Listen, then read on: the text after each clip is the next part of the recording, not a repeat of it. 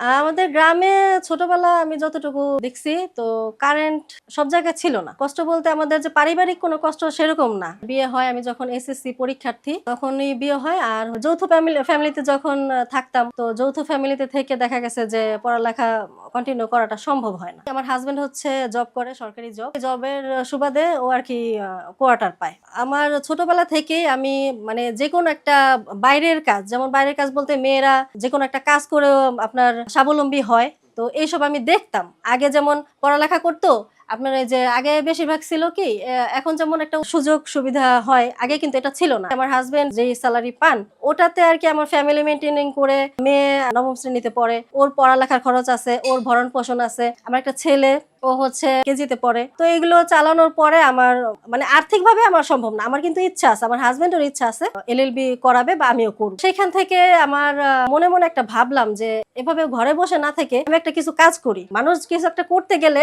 তাকে কিন্তু অবশ্যই সন্ধান করতে হবে আর ইচ্ছাটা অবশ্যই থাকতে হবে। তারপরে যাই হোক আমার হাজবেন্ডের সুবাদে আর কি আইসিটি অফিসের স্যারের সাথে আমার কথা হয়। তো আইসিটি অফিসের স্যার উনি হচ্ছে আমাকে একটা অফার দিল। হারপার প্রজেক্টে একটা প্রজেক্ট চালু হচ্ছে, ওইখান থেকে আমি 6 মাসের কোর্স করি।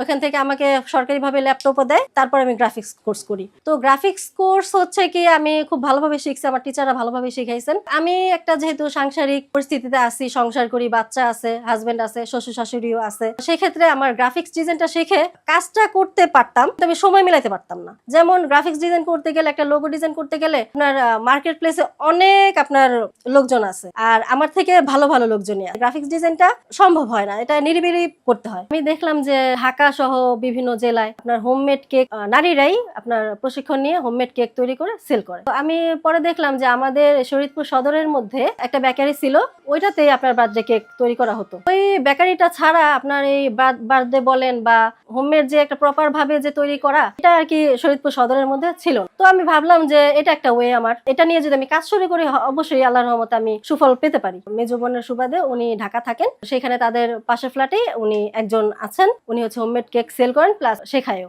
দেরি না করে ওখানে চলে গেলাম। তো এখান থেকে 7 দিনের কোর্স করলাম, ওখান থেকে সার্টিফিকেট আনলাম, তারপরে হচ্ছে আমি কাজ শুরু করে দিই। আর এখন হচ্ছে অনলাইনের যুগ, কাজটা প্রথমে অনলাইনে শুরু করি। আমার একটা পেজ আছে হিরাস কেক শেক, আমার আইডিতেও আমি আমার কেকের ভিডিও, কেকের ছবি, কেকের প্রাইস বা আমি যে কাজটা করতেছি এটা আমি সব আপলোড করি। একটা কথা আছে যে প্রচারেই প্রসার। তো আমার ছেলে হচ্ছে একটা স্কুলে পড়ে, কয়েকটা কেক ওনাদের স্কুলে নেই। হোমমেড কেকটা যে আমার কেকটা যে ভালো বা কি রকম সেটা তো মানুষকে বোঝাতে হবে। তো সেক্ষেত্রে আমি করলাম কি আমার ছেলের স্কুলে কয়েকটা কেক নেই, তো ওনারা খান।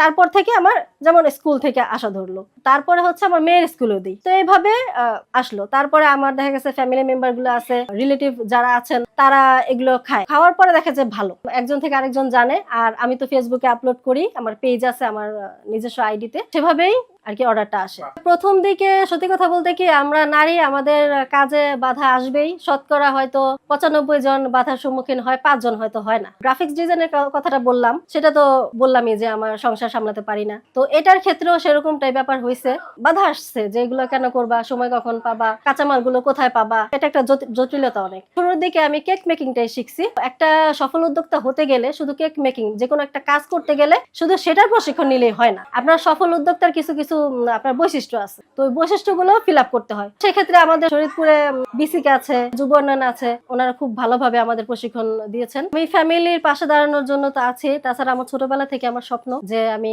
এলএলবি করব, অ্যাডভোকেটশিপ করব। আমার বাবার স্বপ্নও ছিল। আমি চাই যে আমি এই বিজনেসটাকে আমি এগিয়ে নেই, আপনারা দোয়া করবেন। আর হচ্ছে এই বিজনেস দ্বারাই যেন আমি লেখাপড়া করতে পারি। Baby, you know that I'm bad for you, yeah. Why you gotta be so nice?